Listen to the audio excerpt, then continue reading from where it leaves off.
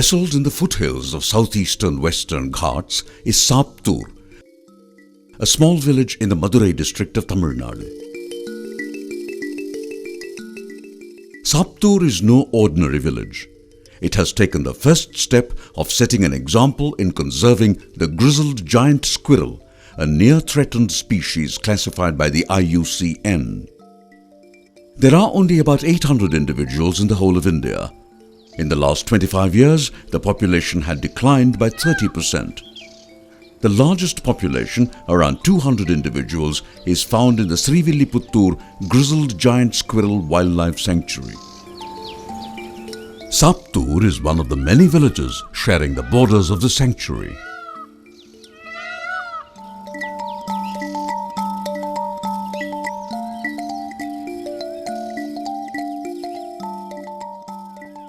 A sizable population has fanned out of the sanctuary and are now living in privately owned lands with mangoes, coconut, tamarind and other orchards. There is a general notion that forests are the only places of rich biodiversity, but research shows that large swathes of private land host rich biodiversity as well.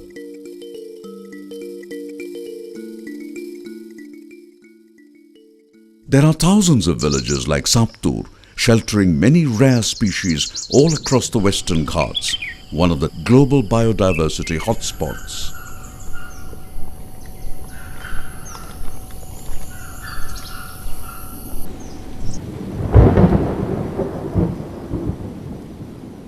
The Western Ghats runs from southern tip to the north for 1,600 kilometers, almost halfway up the Indian subcontinent.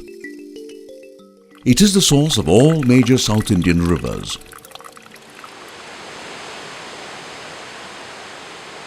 Providing the lifeline for millions of people living in the hills and plains. Habitat loss and fragmentation has been identified as the most important reason for species loss and species extinction.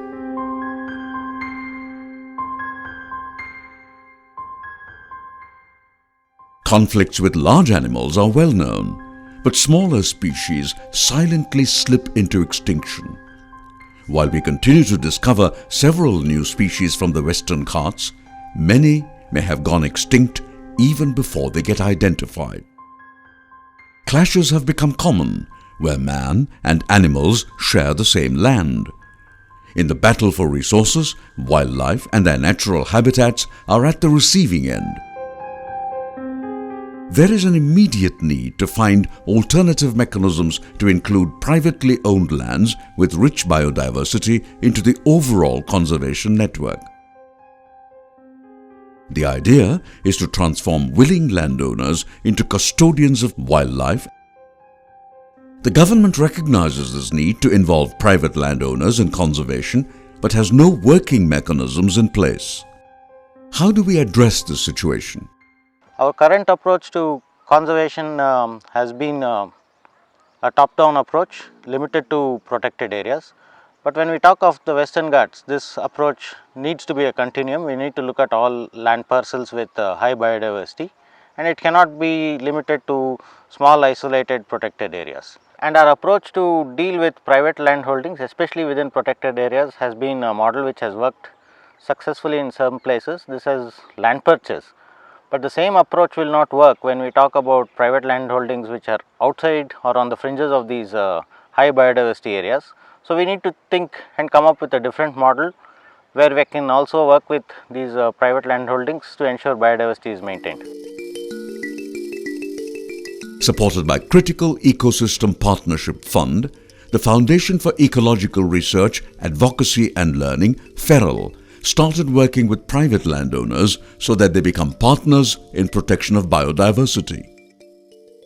Researchers from FERL and other institutions came together and built a model to work with individual landowners and implemented it in parts of the Western Ghats.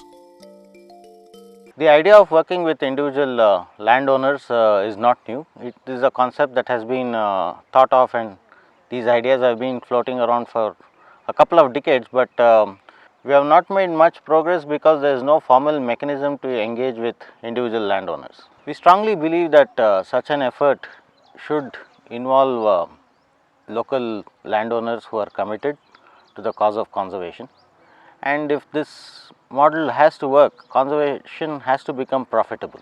So we wanted to build such a model, and for the model to work, it has to be fair, transparent and equitable. So when you engage with the farmer, it's beneficial to both. Ferrell faced a number of challenges in the early stages of designing the model. The first challenge was to prioritize and assign monetary values to different land parcels. Landowners who are willing to participate have different land types. Depending on the land types, biodiversity and the nature of conservation values will vary. The activities to protect and enhance biodiversity will be opted by the landowner. No two landowners will implement the same set of actions. The model developed by Ferrell is capable of estimating a monetary value that can be assigned to each land parcel. The second challenge was estimating the cost incurred by the landowner to meet the conservation goals. These costs are specific to the land type and are known only to the landowner.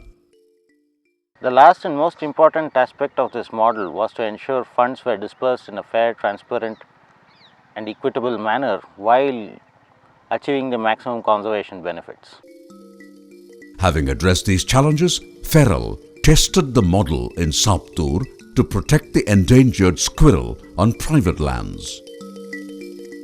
The highlight of this localized conservation intervention is that it made the landowner realize that his livelihood improves by agreeing to implement conservation actions. In Saptur, some of the actions the landowner agrees to undertake are providing safe haven for grizzled giant squirrel, not destroying squirrel nests, reduce disturbances to squirrels by stopping to lop or cut trees, reduce fuel wood collection to only fallen branches and twigs, planting native tree species to provide nesting and food for squirrels. Implementation of the model had three important stages: education, enrollment, and execution. During the education phase, it was made very clear to landowners that enrollment is entirely voluntary. Ferrell does not stake any claim over the land or produce from the land. The landowner will not lose any livelihood by participation.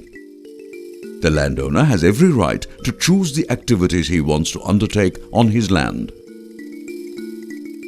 The amount the landowner will get depends on the quality of squirrel habitat he provides and actions he is willing to undertake. Selection of landowners will be decided through an auction. More importantly, payment is conditional on delivering conservation outputs. Several rounds of training sessions were conducted. Both Ferrell and landowners learned to do the costing at the farm level. Games were used to familiarize the landowner with the auction process. Through the games, the landowners learned to bid. What is this auction? How is it different from conventional auctions? So the auction is not any different from those that are usually conducted to procure services, where the lowest bidder makes the successful bid. And we also chose this form of auction particularly because it ensures the maximum number of farmers could participate within a limited available budget. Why do we have to follow an auction process when we could directly negotiate with the farmers to do these activities? So the auction process effectively removes any kind of favoritism or bias towards any particular farmer within the community, which is usually considered a liability when you work among any community for that matter. The auction process also ensures a level playing field. And how do we ensure the level playing field? Is to provide all necessary relevant and information to each and every participant, in this case the farmer, and so that he is enabled to make his own rational decision with the information that is available to him. The landowners in the community have seen too many schemes in the past, either of the government or of various other NGOs, which have only failed, and therefore they feared if they could trust us was very apparent right from the beginning, and therefore it took us a considerable time to establish that trust and relationship with the community, which is only possible by consistently meeting the landowners on a day-to-day basis. And as a result, after this considerable amount of work done, there are about 36 landowners who expressed their willingness to participate in the program, and of course only 12 of them could finally be considered for the actual auction process. In the end, 5 landowners stayed committed to the idea of conservation and participated in the first auction. The landowners, having worked out their costs, were clear about the gains they are making. All the 5 successfully completed the auction and became participants of the program. Subsequently, 4 more joined the program. The training sessions with the farmers proved to be helpful. Pommiyar Sami was in an unavoidable situation where he had to travel out of the village on the day of the auction. This farmer participated in the auction through proxy. Sir 2-3 வட்டமா வந்து விளையாட சொல்லி கொடுத்தீங்க. அது நல்லா பிடிபட்டுச்சு. அதாவது இந்த பங்கு தொகை தான் இப்படித்தான் விளையாடணும், இந்த மாதிரி தான் இருக்கும்னு சொல்லி அதில் வந்து 2 வட்டம் 3 வட்டம் விளையாடவுமே வந்து அதாவது ஏலத்துக்கு வரும்போது உங்களுக்கும் பிடி தொகை தான் எனக்கும் பிடி தொகை தான்னு சொல்லி அதில் எனக்கு புரிஞ்சிருச்சு.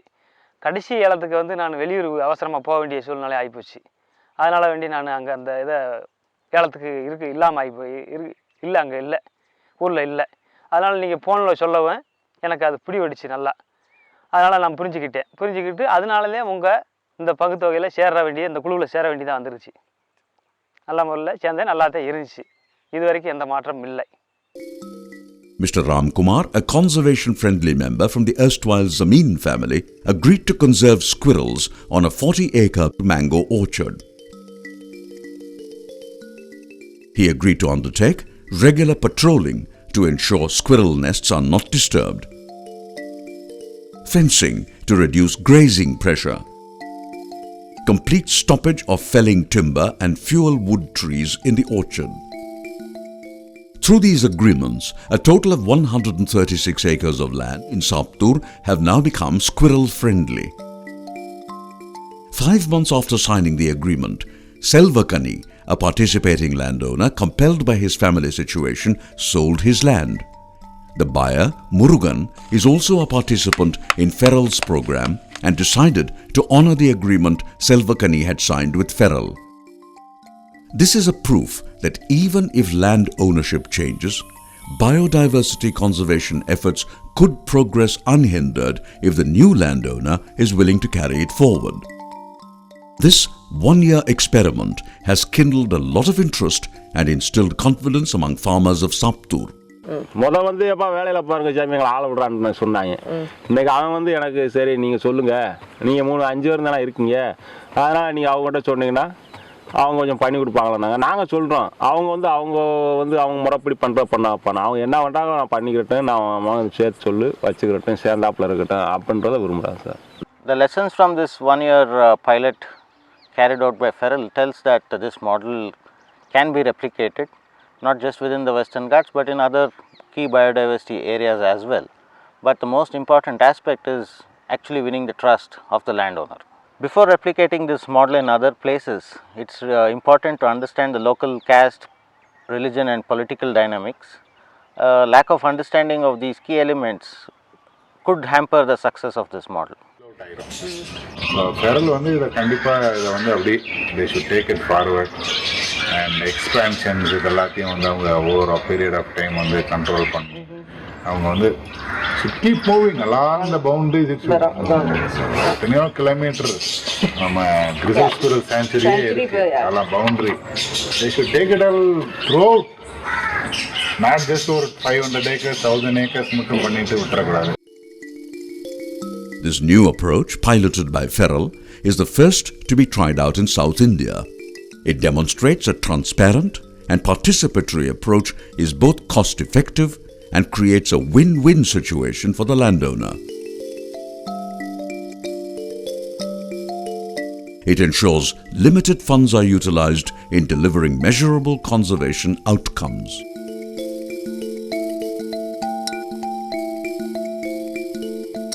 This participatory initiative needs to be continued for a few more years to see tangible results.